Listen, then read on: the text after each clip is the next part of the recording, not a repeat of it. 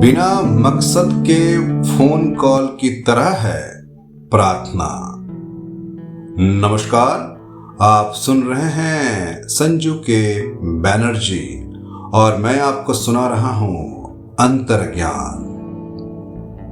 मेरे एक मित्र जो चार्टर्ड अकाउंटेंट है, अचानक उनका फोन आ जाता है। फोन करते ही सबसे पहले कहते हैं, मुझे तुमसे बात करने का मन हुआ, कॉल करने का कारण मत पूछना। तुम फुर्सत में नहीं हो तो कोई बात नहीं, लेकिन याद रखना कि मुझे कॉल करने का पूरा अधिकार है।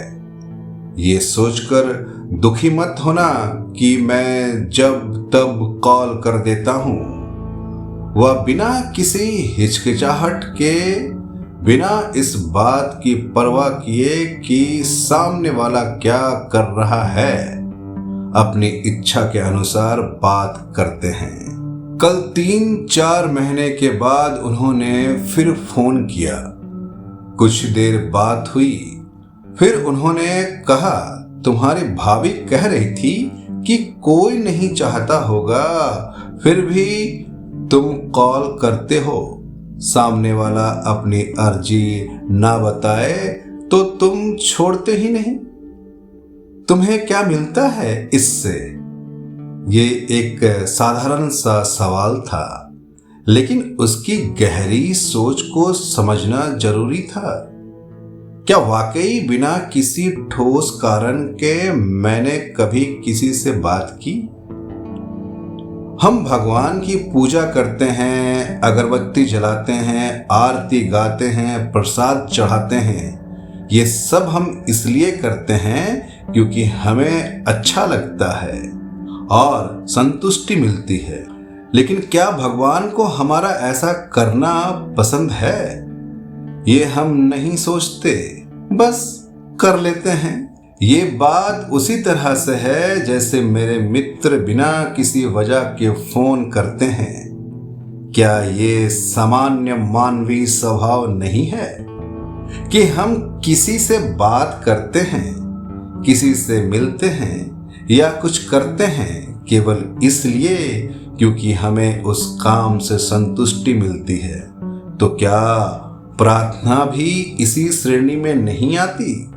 कुछ लोग मानते हैं कि प्रार्थना समय की बर्बादी है या भगवान से कुछ पाने की लालसा। वे समझते हैं कि जब हम भगवान की पूजा करते हैं तो उनके गुणों का बखान कर रहे होते हैं या भगवान से कुछ प्राप्त करने की उम्मीद रखते हैं। लेकिन क्या ये सच है?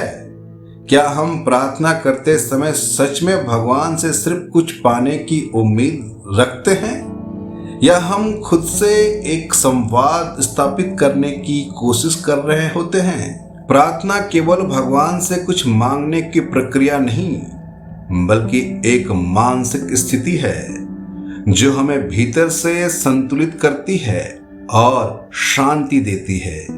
ये ऐसा संवाद है जिसमें हम खुद से बात करते हैं, अपने डर, शंकाओं और आशंकाओं को भगवान के सामने रखते हैं। मानसिक शांति की जरूरत बाहरी दुनिया की हलचल से कहीं अधिक होती है।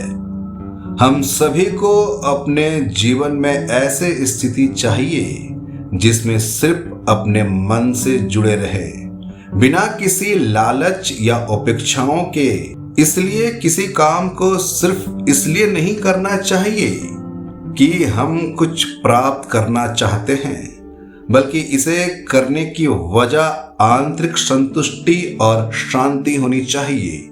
यही सच्ची प्रार्थना और संवाद का रूप है। अंत में ये समझना चाहिए कि हम जिस समय किसी से बात करते हैं या प्रार्थना करते हैं, वह सिर्फ एक बाहरी प्रक्रिया नहीं, बल्कि हमारी भीतर की शांति और संतुलन की प्रक्रिया है। ये हमें अपनी आंतरिक शांति से जोड़ने और जीवन के हर पहलू में शांति बनाए रखने में मदद करती है। तो जब भी आप किसी से बात करें या भगवान से प्रार्थना करें, निस्वार्थ भाव से करें।